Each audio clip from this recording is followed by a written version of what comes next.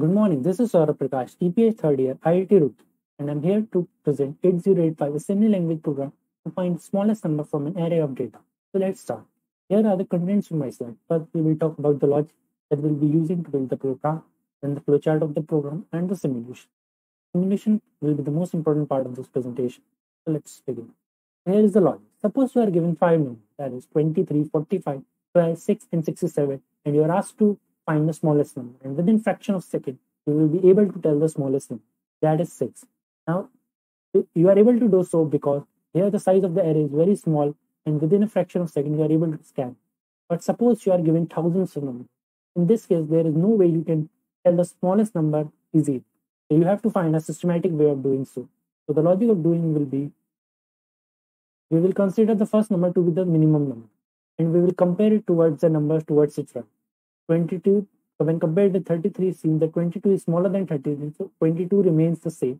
22 remains the minimum, and we will keep doing so until a number less than 22 is encountered. In this case, it's 13. So 13 becomes a next new minimum. Now we'll again compare with numbers towards its right. So until a number less than 13 is encountered, in this case, it's 12. So 12 becomes a new minimum. And we will keep repeating this process until the whole array is exhausted. So in this way, we can find the minimum number, and we will use this logic to build our program. So let's see the flowchart of the program. The flowchart will tell how the logic will flow. So when the program begins, an address is loaded to the HL player. The address that is loaded to the HL player usually have the size of the array, which is then given to C. So C will be used to determine how number of times you want to run the loop. Then the HL player address is incremented to get the next data, which is then stored in B, and B will be used to store the minimum numbers after comparison. So then C is decremented. Then the flowchart tells that again there's an increment in H, that is HL pair, to get the next data, and this data is this time given to the accumulator, that is A register. Then this is the comparison, B is greater than A. If B is greater than A, means that A is smaller than the minimum we have considered. So B becomes A, means that the A is the new minimum, which is then stored in B. And if it is false, we simply reduce the value of C. Now, this then goes to condition Z is equal to 0. Z is equal to 0 is Z is a 0 flag. If the resultant, that is C, becomes 0 at any point, Z is equal to 1, and the condition becomes false, and then we have the minimum number. If it is not the case that C is not become 0, we will again go back to the loop and fetch a new data from the memory, and we will again compare until this condition becomes false. Now, since we are using B as to keep the minimum, then B is then transferred to the memory, and we have stored the minimum number in the memory, and the program ends. Now here is the complete code of the program. I won't be telling you the mnemonics and what's their meaning. It's simply to connect the flowchart with the code. So the code from LXI H8000H to DCRC is this portion of the flowchart. Basically, this command is used to get the data from the memory. So here is the loop, this is basically the loop, and the mnemonics compare B is this portion. It will compare B with A, and it is A minus B. And according to this, either the result can be true or false. If the result is true, means B becomes A, the program runs sequentially. Otherwise, it jumps to skip. Jumps to skip. And again, there is a JNSZ. If the 0 flag is 0, means that loop C becomes 0. This becomes exhausted, and then it will directly go to LXI H9000 instead of going loop. But if C is still not 0, the program will continue. That is this portion. Is Z equal to 0 again to H is equal to H plus. So now we have seen the flowchart and the code. Now let's begin the simulation of the program. So here is our code of 8085 assembly language code to find the smallest number in there. So here is our memory. First, we will update the memory, and the number we have chosen are 34, which is 22H, 23, which is 17H, 4, which is 04H, and 65, which is 41H. Size of array is 4. We will update the memory with these numbers. So the first location, that is 8000, will be given the size of the array, that is 4. As you can see, the data here is updated, and we will update the rest of data. 34, it is then updated to 8001, then 20, then 23, then 4, and the last number 65. As you can see, all the data has been updated in the memory. Now we are ready to go with the program.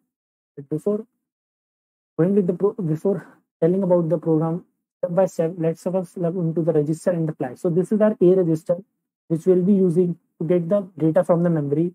B register will be used to store the minimum. C register will be used to determine the run times the loop will be run. This is D register, which will not be used in this program. This is the HL register, which will store these addresses 8080 and to 80804. This is the program counter. It actually stores the address of the next instruction that is to be fetched and executed.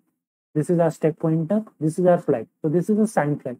If any arithmetic result is negative, it becomes 1, otherwise it remains 0. And if any result is 0, then 0 flag becomes 1, otherwise it remains 0. This is an auxiliary carry which we will be not using in this program. This is a parity. It simply tells whether the result is even number of ones or the odd number of ones. If it's even number of ones, it becomes 1, otherwise it remains 0. This is our carry flag. If during any calculation a carry is generated, it becomes 1, otherwise remains 0. So I have told you about all the register, and we have also updated all the data into the memory. So let's run the code. So the first line of code is LXIH8000H, which loads the address 8000H into HL pair. So after I run this line, as you can see, the HL pair gets 8000, and the PC counter gets the address of the next instruction. Now the mnemonics move C, M does that. It gets a value from 8000, that is 4, and give it to the C. So after I run this line, as you can see, C register gets a value of 4. Now when I run the next line, that is move B, N, what it does is that it takes address from HF that is 801, that is, and the data is 34, and moves it to B. When I run this code, as you can see, BC gets the value 22. Since these registers only show the value in hex, the data I have stored in the memory is in decimal. So it is not the issue. It's just a hexadecimal conversion of these decimal data. So then we will go to DCRC. What it does, it decrement the value of C. So after I run this code, you can see initially it is 4. Now it will become 3. So now we comes to the loop. The first line is INXH, which increments the value of HL pair. So after I run this, as you can see, the value of HL pair becomes 8002 from 8001. Now move A, M. What it does, it takes the data from 8002, that is 23, and give it to the accumulator. So after I run this line, as you can see, accumulator gets the value of 17H. Now here is the main line of this program, that is compare B. What compare B does is it is simply A minus B. So if the result is negative, that is A is smaller than B, then the sign flag becomes 1, and the carry flag also becomes 1. So after I run this program, as you can see, there is no change in the register, but the sign flag has become 1 and the carry flag has become 1. So the next line is JNC skip, that is jump if not carry. So what it does is that if the carry flag is 0, then the program sequence is transferred to this skip label. Otherwise, the program is continued sequentially. In this case, the carry flag is 1, so the program continues sequentially. And our next line is move B, A. What it does is that it takes the value from A register and stored into B. As you can see, now A and B both have different value, but after I run this line, they both get the similar value. Now we goes to the skip label. So skip label first line is DCRC. It decrements the value of C. Initially it is 3. Now it will become 2. So now it goes to the next mnemonic, that is JNZ loop. What it is, jump if not 0. So the program sequence is transferred to skip. Sorry, is transferred to loop if 0 flag is 0. In this case, you can see the 0 flag is 0. Hence, the program sequence will again be transferred to the loop. So the next line that will be run will be this 10th line. So after this, the next line is that will be run will be INXH. So there will be an increment in the address of HL pair. So after I run this line, you can see there is an increment in HL pair. So HL pair becomes 8003 from 8002. Again, the data that is stored at 8003 is transferred to A. So A register gets a value 4.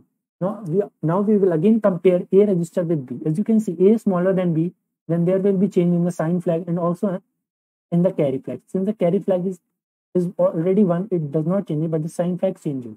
Now again, JNS skip transfer the program sequence to skip if carry flag is 0. In this case, the carry flag is in 0, so the program continues sequentially, and again the value from A get transferred to B, so B becomes 4. So 4 is the new minimum. So 4 is the minimum number we have compared from these three data. Now we'll also check the last data. So now the next line, that is DCR-C, will decrement the C register, so C becomes 1. And again the 0 flag is 0, the program sequence is transferred to the 10th line, that is to the loop label. Again there will be an increment in H to get the next address of the data, so HL become 8004.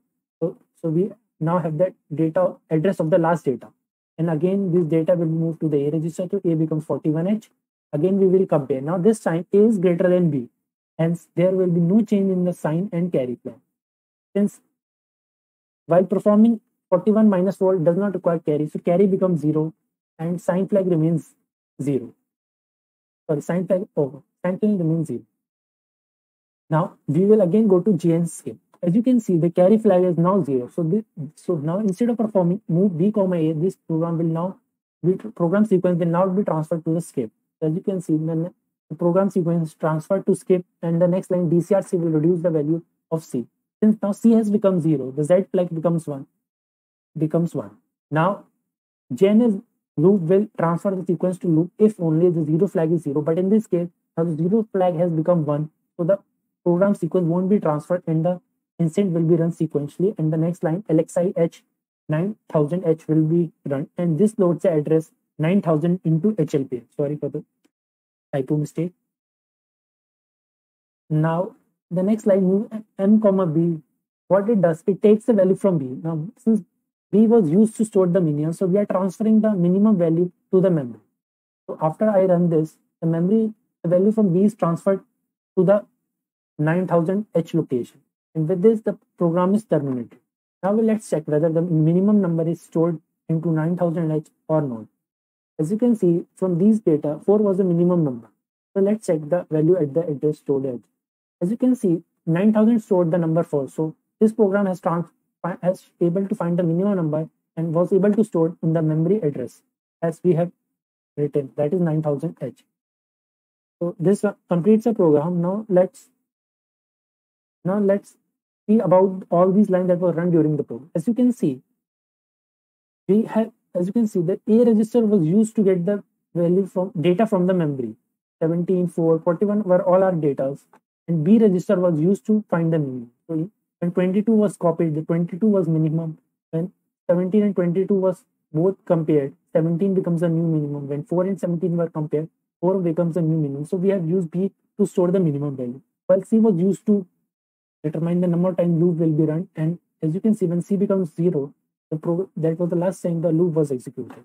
So this is our HL pair, the addresses of the data. This was our program counter, which stores the address of the next instruction to be fed, and it changes according to the byte of the instruction. As you can see, this move C comma M is the 1 byte instruction, so PC just changes by 1. But in case of JNSZ loop, which is in case of CMP, which is a 3 byte structure, the PC counter changes to 3 bytes.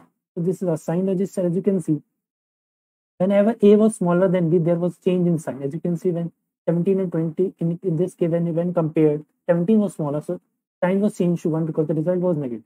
But in the case of 41 or 4, when compared, the sign wasn't changes to 1 because the result was positive, and sign goes 0 when result is positive. 0 flag turns to 1 when C becomes 0. Parity, which is not in this code an issue. So C is our carry flag. So this carry flag become 0 when 41 was greater than 4 because there was no carry that was generated. So this is all about the program.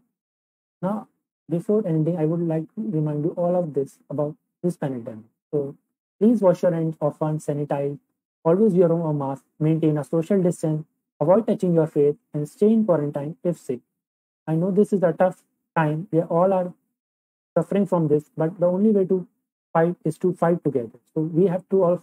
So please follow all COVID guidelines.